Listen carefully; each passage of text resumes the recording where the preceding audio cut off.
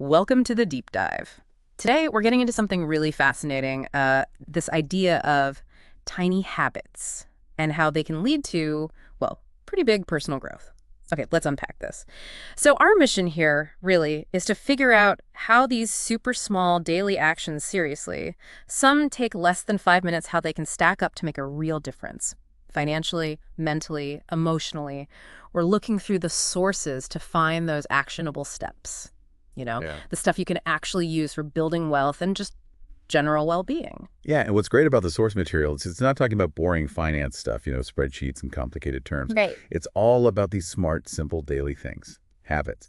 And the claim is they can genuinely make you richer over time, but richer in like a whole person way. Okay, richer in a holistic sense. I like that. Exactly. Finances, sure, but also clarity, feeling better overall. It kind of sets a different tone for how we think about money, doesn't it? It really does. Okay, perfect setup. Let's jump into the first big theme then. Gaining control, shifting your mindset, mostly through awareness. Mm-hmm. And the first habit, it sounds almost too basic. Track every expense just once a day. Mm. The source says no judgment, no guilt, just numbers. How can something so simple actually give you control, especially if you feel kind of overwhelmed by money stuff? Well, that's the beauty of it, isn't it? People often avoid looking because they're afraid of feeling bad, guilty, maybe. Yeah, totally. But this isn't about judging. It's just seeing. Pure awareness. When you just know where the money's going without beating yourself up about it, you instantly get some power back. It's like, turning a light on in a dark room. You can't manage what you don't measure, right? And money, well, the source says it loves attention. So this is step one, just paying attention. Moving from avoiding it to actively looking. That makes a lot of sense, just seeing it. And I guess once you see it, the next thing is questioning why it's going there. Which brings us to the next habit. Ask yourself, do I need this or want this? Mm-hmm. Just asking the question, does that really do much? It creates a pause. Yeah. A tiny moment. Yeah. And that pause, that's everything. We live in such an impulsive world, right? Oh, yeah. Click buy. Exactly. So that little moment of reflection, it shifts you from just reacting, spending without thinking, to actually making a conscious choice. You're basically giving yourself a chance to decide intentionally. It's not about saying no all the time. It's about being mindful with your resources. I can definitely see that. Just that hesitation. Yeah, it's probably saved me a few times. Okay, but talking about discipline, this next one feels like a real challenge for me anyway. Set a daily no-spend goal. Yes. Like pick one day a week, zero spending, not even coffee. That sounds hard. It can be, definitely. Yeah. But the psychological win here is huge. You're actually training your brain, the source says, to love the feeling of saving, not spending. Love the feeling of saving. Yeah. It's not just about the few quid you save that day. It's about building a new pathway in your brain, associating good feelings with, not spending. It's like building a muscle, a small win that builds discipline. Okay, building that muscle. I get it. All right, this next one tackles something I think a lot of us feel. Fear around money. Check your bank balance without fear. The key part is not to worry, just to stay aware. For someone who genuinely dreads opening that banking app, how does looking without fear actually change things? It comes back to that core idea again. Money loves attention. Checking regularly, but framing it as just awareness, not like bracing for impact. It helps you stay proactive instead of reactive. Yeah. Most people avoid looking because they're scared of what they'll see. But if you can shift to just being curious, neutral, okay, what's the situation today? You feel more in control. It builds empowerment, not panic. Empowerment, not panic. I like that. Okay, and here's a really subtle one, a mindset shift. Practice saying, I can't afford it yet, instead of buying it.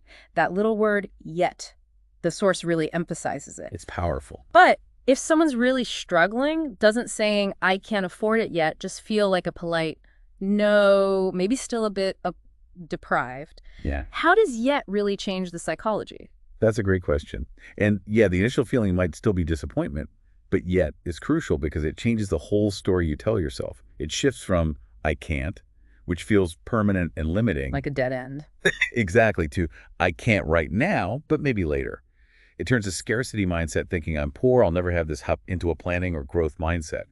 It implies future possibility. It empowers you by framing it as temporary, encouraging you to think about how you might get it later, rather than just feeling defeated now. Okay, so it's about future possibility. That makes a difference. Yeah. Right, so we've looked at awareness, mindset shifts, foundational stuff. But good intentions need action, right? How do we make this progress kind of effortless? Oh, yes. Automation and strategy. That's where the next batch of habits comes in, starting really simple. Automate one tiny transfer. The source says even like €1 or £1 a day or week counts. Yeah, and the key thing here isn't really the amount, surprisingly. It's about building the habit. The habit itself. Exactly. The source puts it perfectly. Habits build wealth. By automating it, even a tiny bit, you're setting up this wealth-building thing that just happens. No willpower needed once it's set up. Consistency is king here. You're making the smart choice the easy choice. Consistency, right, okay. And for staying motivated, there's this cool visual trick. Keep a screenshot folder called Money Goals. You put pictures of things you want, a laptop, a holiday, whatever, and look at it when you're tempted to buy something frivolous. Does just looking at pictures really work? It absolutely can. It's a psychological nudge, isn't it? It fights impulse spending. When you regularly see those images, those goals, it makes them more real, more emotional. Connects you to the future reward. Precisely. So when you're tempted by, as the source says, something silly, that folder reminds you what you're really saving for. Helps you pause, rethink, and hopefully make a choice that aligns with those bigger goals. Like a little vision board on your phone. Okay. And then there's actively growing your income. Learn one new skill that can make you money. Things like Canva, Excel, video editing, AI prompts even. This feels like more a long game, though. It is, but think about compounding. It doesn't just apply to money. Compounding skills. Yeah, learning just a little bit, say 10 minutes a day, consistently, that adds up. That knowledge compounds. The source says, you never know which small skill becomes your next big income. 10 minutes daily might seem tiny, but over a year, that's like 60 hours. That's significant learning. It boosts your potential down the line in ways you can't always predict. 60 hours. Wow, that reframes it. Right. Which leads nicely into valuing your time. Say no to one thing that wastes your time. Could be pointless meetings, endless scrolling. Why is saying no a financial tool here? Because time is your most valuable asset. Right. It's the one thing you can't get more of. Sure. The old saying, time is money, is really relevant. This habit forces you to think, where is my time going? Am I wasting it?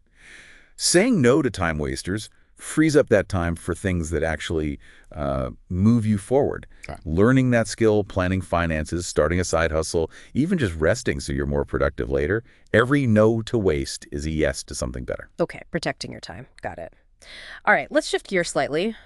Proactive engagement, even bringing in the community aspect. First one, ask for better deals. Source says your bills are not fixed forever. Call your bank, phone company, internet provider. Lots of people find this awkward, though. What's the real power here? The power is realizing you can ask. Many people just assume prices are fixed. But the source points out, often there is a better plan, but only if you ask. Only if you ask. Right. It's about empowering yourself to be your own financial advocate. Overcome that little bit of hesitation, make the call. It might feel awkward for 5 minutes, but it can save you quite a bit of money over the year. It's being proactive, not just accepting the status quo. Makes sense. Then there's the super simple weekly check-in. Set a 5-minute weekly budget check-in. Key question. What surprised me this week? And crucially, no spreadsheets. Yes, the no spreadsheets is key for many. So it feels less like homework, more like a quick reflection. How does that informal approach work? It keeps you connected without making it a chore. That's vital for sticking with it. It fosters that ongoing awareness we talked about, but lightly, asking, what surprised me?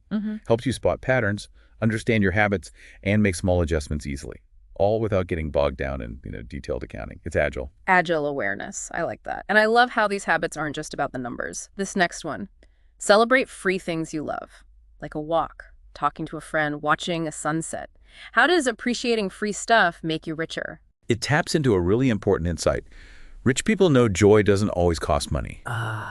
This habit helps you cultivate gratitude for the non-monetary joys in life. That reduces the pressure, the need to spend money to feel happy or fulfilled. It helps redefine wealth. It's about recognizing abundance in places beyond your bank balance. A truly rich life isn't just about what you can buy. That's a lovely perspective. Okay, for a more tangible reminder, keep a jar for coins or small wins. Adding loose change, cash back, maybe even noting down money you didn't spend on something tempting. What does seeing that physical jar do psychologically? It makes progress visible. Saving can feel abstract sometimes, but seeing that jar fill up, coin by coin or note by note, It reinforces the idea that small actions grow. Makes it real. Exactly. It's a concrete, physical feedback loop. It celebrates those little wins, resisting an impulse, saving the change, and shows you tangibly that your efforts are adding up. It's a daily dose of positive reinforcement. Cool. And finally, one that can feel, well, really awkward for a lot of folks. Talk about money, even if it feels awkward. With a friend, partner, even using ChatGPT, the source suggests. Why is breaking the money silence so important? Because silence breeds confusion, misunderstanding, and often anxiety. The source nails it. Silence creates confusion. Conversation creates clarity. Clarity. Yeah.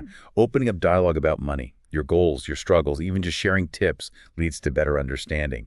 You learn from others, they learn from you. It reduces that feeling of being alone with it all. It breaks down taboos, builds support, and ultimately lowers financial stress. Okay, so getting comfortable with the conversation, right? So that's 15. Tiny, lazy, real habits. And the overall message seems to be they genuinely can move you closer to wealth in that broader sense we discussed.